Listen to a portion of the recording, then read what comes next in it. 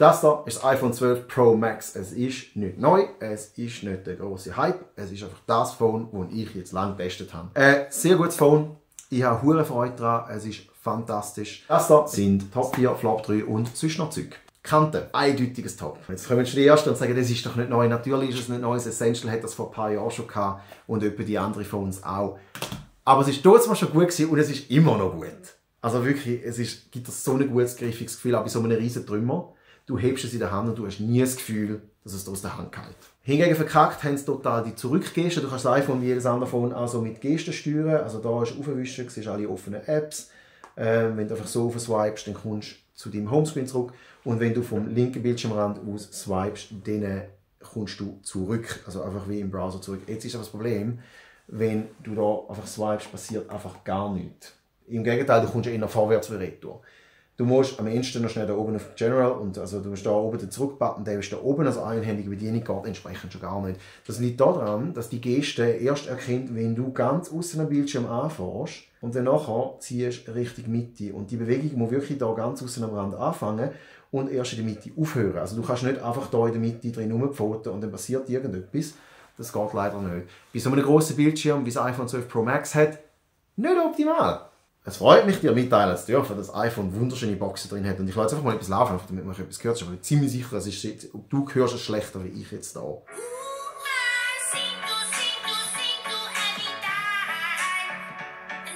Ach, so schön. Also es kann nicht nur laut, es kann auch schön. Also die Höhen scheppern nie, Bass verlumpen nie. Das ist einfach gut. Das ist einfach gute Arbeit, so etwas. Und übrigens, die sich fragen, Tones and I, das ist ihre echte Stimme. Mein iPhone hat mysteriöse Kratzer. Ich bin mir nicht ganz sicher, was ich gemacht habe. Ich habe das Phone für gewöhnlich in meiner linken Hosentasche. Dort ist keine Münze drin, dort ist kein Schlüssel drin, kein Kopfhörer, kein Kabel, kein gar nichts. Das ist wirklich exklusiv meine Smartphone-Hosentasche. Apple ist angegangen und hat das sogenannte Ceramic Shield drauf gemacht aus dem Haus Corning. Das sind die gleichen, die Gorilla Glass herstellen, aber es ist kein Gorilla Glass mehr. Es ist eine neue Technologie, die einfach von denen mitentwickelt worden ist oder ganz entwickelt worden ist und jetzt im iPhone innen verbaut ist. Es soll sturzsicherer sein. Stimmt. Aber von den Kratzer sagen sie nichts. Ja, schade. Hingegen, wenn sie behaupten, es kann mir runterfallen, das stimmt. Das Phone ist mir dort, wo ich geflogen vom Sofa runtergefallen. Die Katze hat es mal vom Sofa geschmissen. Es ist mal das Lavabo reingefallen, vom Lavabo auf den Boden runtergefallen. Ich bin nicht zimperlich mit dem aufgegangen. Es hat kaum Gebrauchsspuren. Es macht auch nie den Eindruck, dass es jetzt nicht kaputt geht. Super. Das ist ein stabiles Gerät. Zum Verrüstung, ich benutze mein Smartphone ein bisschen mehr wie du wahrscheinlich. Darum läuft bei mir ein durchschnittliches Smartphone bedeutend weniger wie bei dir. Und mit den 3678 mAh Akku vom iPhone 12 Pro Max läuft das Ding mir etwa einen Tag weniger, wie das mir das iPhone 11 Pro Max gelaufen ist. Also ungefähr 1,5 bis 2 Tage, wenn ich so einen ruhigen Tag habe. Das andere war über 2 Tage. Das liegt daran, dass es 300 mAh weniger Akku hat wie der Vorgänger. Es hat aber einen besseren Bildschirm drauf. Und es hat eine 5G-Plattform, die noch betrieben werden muss. Irgendwie um 5G frisst immer noch mehr Strom wie 4G. Cool. Was haben die gemeint? Wir wirken es nicht. Sorry. Ganz klar, eines der Highlights ist blau. Es klingt jetzt mega blöd, aber Apple hat es angebracht, um mit dem Blauton etwas zu schaffen, wo es ist manchmal blau, es ist manchmal grau, es ist manchmal so ein bisschen grün.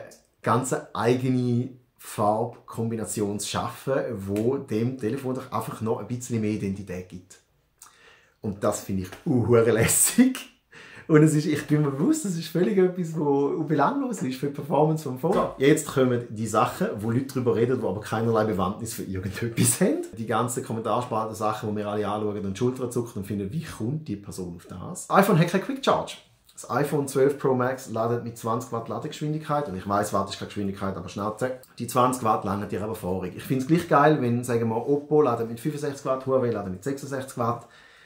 Finde es geil. Aber Apple kann dir den halben Akku in 30 Minuten aufladen. Also 55% in 30 Minuten, sagen sie, glaubst. Das stimmt. Und wenn du meinen Verbrauch nimmst, der relativ hoch ist, von 1,5 Tagen, dann das sind 36 Stunden, dann tust du innerhalb von einer halben Stunde ladest du über 18 Stunden Akku.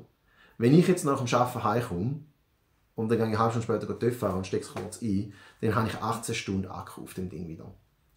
Ich kann nie 18 Stunden TÜV fahren nach 4 Abend. Und sonst ladest du über Nacht Und die Leute sagen dann auch immer, ja, aber dann nachher haust du ja so viel Strom in dieses Smartphone rein, da geht der Akku kaputt. Ja, aber hast du das Gefühl, Apple hat das noch nicht gemerkt oder die anderen haben es noch nicht gemerkt?